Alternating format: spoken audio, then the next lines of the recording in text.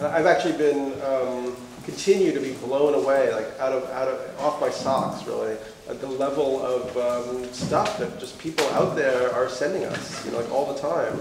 It really makes it clear that there was an extreme need for this type of format, because it's like, we can talk about extraterrestrials or psychic phenomena, but we can actually let people drill into it and spend like 8,000 words and quote philosophers and try to really create a deeper foundation for thinking about a lot of stuff that the mainstream has no context for. You can't go to a university for the most part and study the type of subjects that we can explore at great depth. So that's an amazing freedom.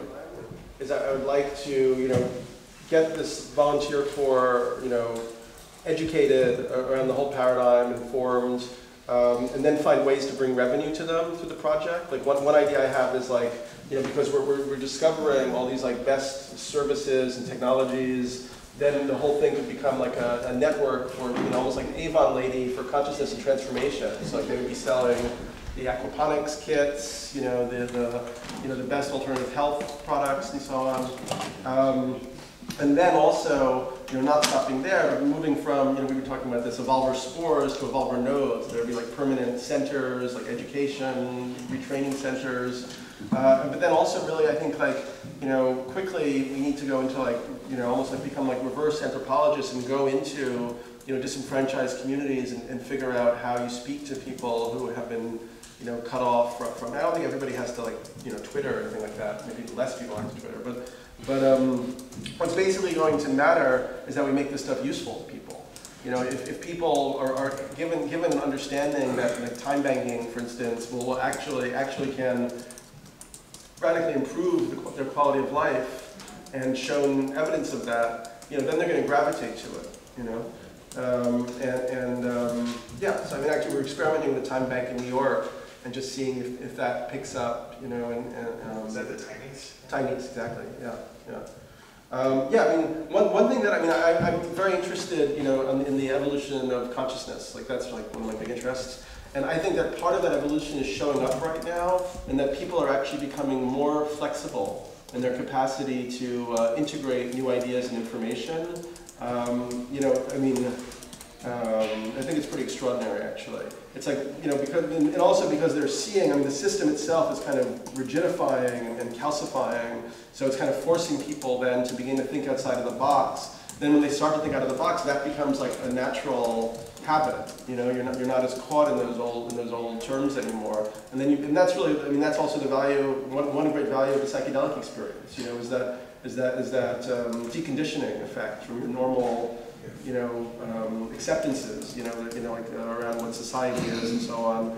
And your realization that everything that has been constructed, it's kind of like an inertial process of history, like a shell we're embedded in, and could actually be quite different.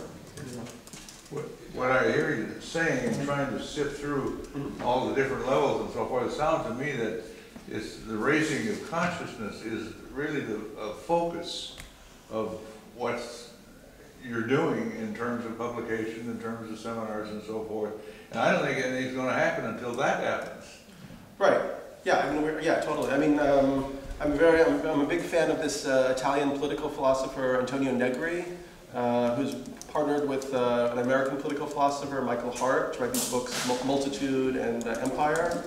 And Negri notes that Marx's time, the main form of production was like material goods and stuff. Now the main, or what Marx would call the hegemonic form of production, has moved to like immaterial levels. So it's ideas, information, effective relationships, ways for people, social technologies, ways for people to reach each other. And actually, in a time like this, where immaterial production has become the most profound or important form of production, what's really being produced above all is subjectivity.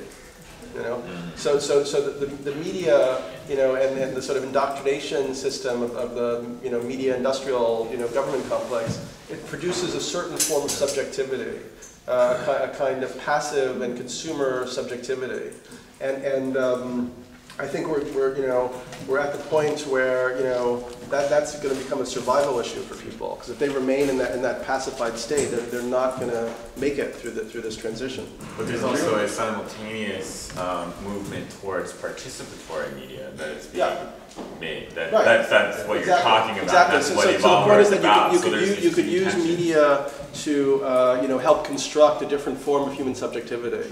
In a real profound way, this economic collapse is a real blessing.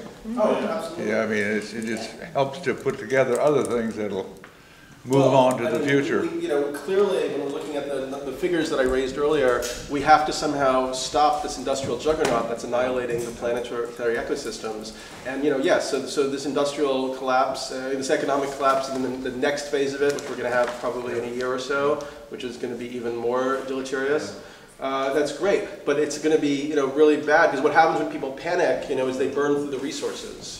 So unless there's this alternative positive model of how society can kind of reconstellate, I think it's going to get really, and also then you have things like the American fundamentalist movement. I mean Chris Heath, Chris Hedges. Chris Hedges. Yeah, he wrote a book called American Fascist. And while the progressives are like going to conferences and talking about this stuff, these guys are like buying guns and preparing for theocratic fascism. So our movement has to actually become a lot more kind of forceful and feel that kind of imperative to move things along really quickly.